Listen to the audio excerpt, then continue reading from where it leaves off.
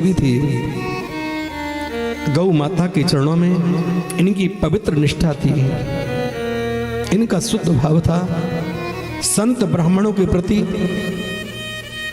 इनमें बड़ा भाव था। एक समय की बात, परीक्षित के राज्य में एक बार इन्होंने देखा एक गौ माता के लिए और बैल के लिए, जिस गौ माता के नेत्रों से अश्रु की झड़ी लग रही थी और गौ माता आज फूट फूट के रो रही थी। बैल जो था ना, बैल, उस बैल के 3 पांव टूटे हुए थे। अब 4 पांव वाला कोई पशु हो, उसके 3 पांव टूट गए हों तो 1 पांव से वो कैसे ठहरेगा? बड़ा दुखी है। इतने पर भी एक पुरुष जिसकी भयावह शकल है, स्वभाव क्रूर है, आंखें लाल लाल हैं, क्रोध भयंकर है, हाथ में डंडा से गौ माता में प्रहार कर रहा है। महाराज परीक्षित ने देखा,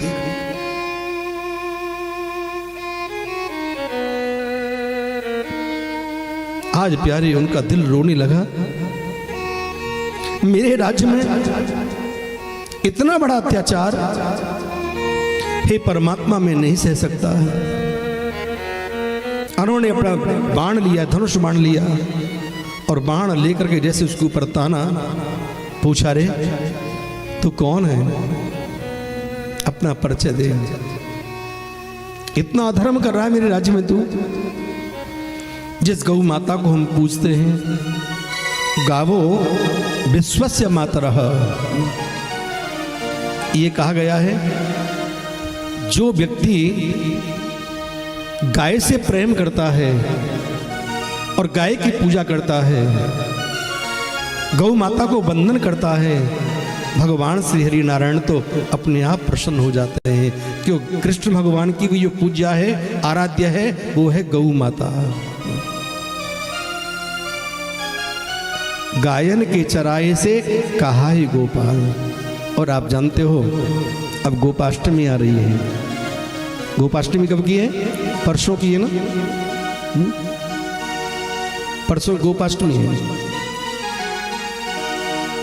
ये कहा गया है शास्त्र में, जो गौ माता को चारा डालते हैं, गौ माता की पूजा करते हैं, उसके जीवन में आने वाले बड़े बड़े भयानक कष्ट भी स्वतः ही खत्म हो जाते हैं।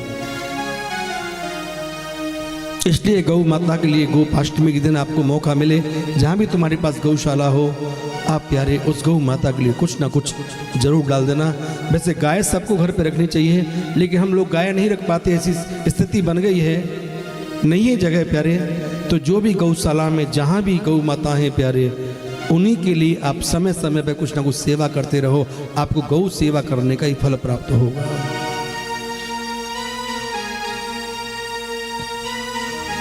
बड़ी विचित्र बात है, कलकाल में जो सबके लिए पालनीय थी, जो पालतू थी, आज वो लोगों के लिए फालतू हो रही है। और जो फालतू थे ना, वो पालतू बन रहे हैं। बोलो राधे राधे।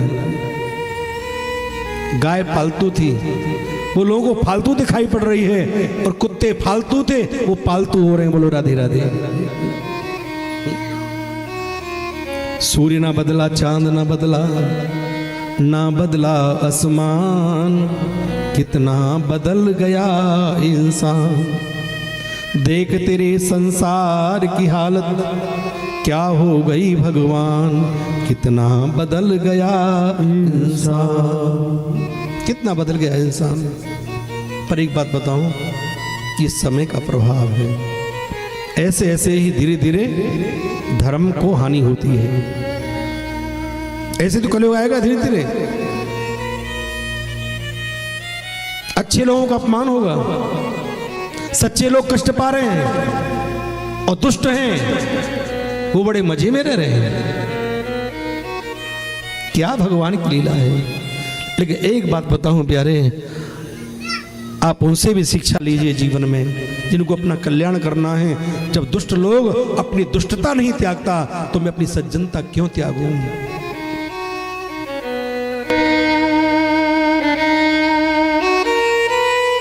तो बेकार करूं। ये तो सत्य है कि जैसी करनी वैसी भरनी। उसका कोई ऐसा होगा जो आज उसका सुख ले रहा है, हमारा ऐसा कोई पाप होगा प्यारे जो जीवन में हमारे सामने कोई कष्ट आ गया है। लेकिन हिम्मत रखिए, भगवान से कहना ठाकुर जी मेरी हिम्मत खत्म ना हो जाए, जब तक जीव हिम्मत रहे। तो कथा हमें जीवन में जीने के लिए हिम्मत देती है, साहस देती है, शक्ति देती है, सौहार्द देती है। उन्होंने कहा महाराज मेरा नाम कलयुग है, मैं आपके राज्य में आना चाहता हूं, मैं आपको राज्य में नहीं आने दूंगा। महाराज आपको पता नहीं है मेरे युग की क्या विशेषता है। बहुत विशेषता है। सतयुग, त्रेता, द्वापर और कलयुग, इन चारों युगों में मेरा युग सबसे अच्छा है। कैसे? सतयुग में कोई 100 वर्ष तक तप करे, त्रेता में कोई 10 वर्ष तक यज्ञ करे, द्वापर में कोई 1 वर्ष तक जप करे। जितना फल इंसान को उस समय मिलता है उतना फल कलयुग में कलयुग के भक्तों को 1 घंटा कथा सुनने से मिल जाता है। बोलो राधे राधे। 1 घंटा कथा सुनने से 100 वर्ष तप के बराबर फल मिलता है।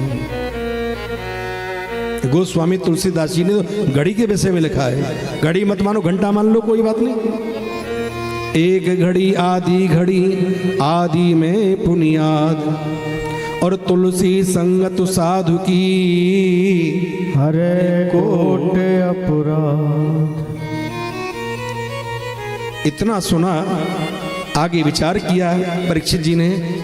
आगे आने वाले समय में इंसान की आयु कम होगी। जब कम इंसान में इंसान चला जाएगा और थोड़े समय में उसको अपनी मुक्ति का साधन मिल रहा है तो कलयुग में बड़े गुण है। सतयुग का इंसान 1 लाख वर्ष तक जीता था कम से कम। तुम करोगे आश्चर्य? नहीं, कोई बड़ी बात नहीं। रावण के 1 लाख बेटा थे, 1.25 लाख नाती थे। 1 लाख वर्ष तक सतयुग के इंसान की उम्र थी। आया उसके बाद त्रेता, 1 लाख के सामने से परमात्मा ने एक शून्य खत्म कर दी। त्रेता के इंसान की उम्र होगी 10,000 वर्ष। उसके बाद आया द्वापर, 10,000 के सामने से एक शून्य और कम कर दी, 1,000 वर्ष की उम्र हो गई। अब चल रहा है कलयुग, 1000 के सामने से भगवान ने एक शून्य और हटा दी। 100 वर्ष की आयु कलयुग में इंसान की बताई है। लेकिन आगे जब घोर कलयुग होगा, अभी तो कलयुग लगा ही लगा है। कलयुग आया कहाँ है ढंग से?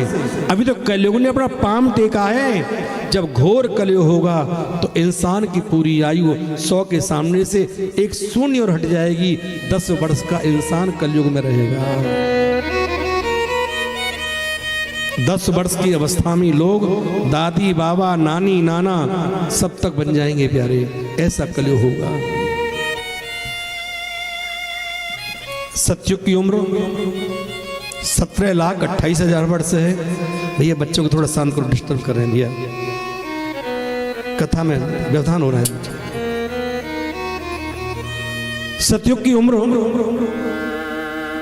17,28,000 वर्ष है और त्रेता की उम्र 12,96,000 वर्ष है। द्वापर की उम्र 8,64,000 वर्ष है और कलयुग की उम्र 4,32,000 वर्ष है।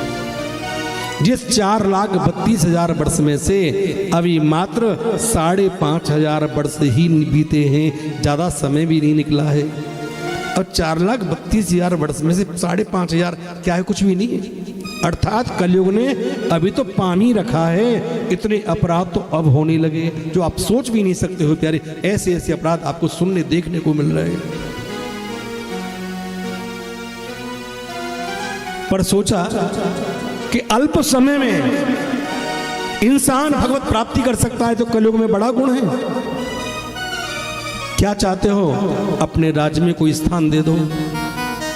तो 4 स्थान दिए परीक्षित ने। कौन कौन से दिए? धूत्रपानम स्त्रिय सूना यत्र धर्मा चतुष्विदः। यहां पर जुआ होता है, ठीक कलयुग वहां तुम वास करो। यहां पर दूसरा मदरापान, शराब। शराब पीने से आप जानते जीवन को क्या लगता है, एक प्रकार का श्राप लग जाता है। पीने वाले की तो जिंदगी नरक होती है, फिर प्यारे वो अपने परिवार को भी खत्म कर देता है।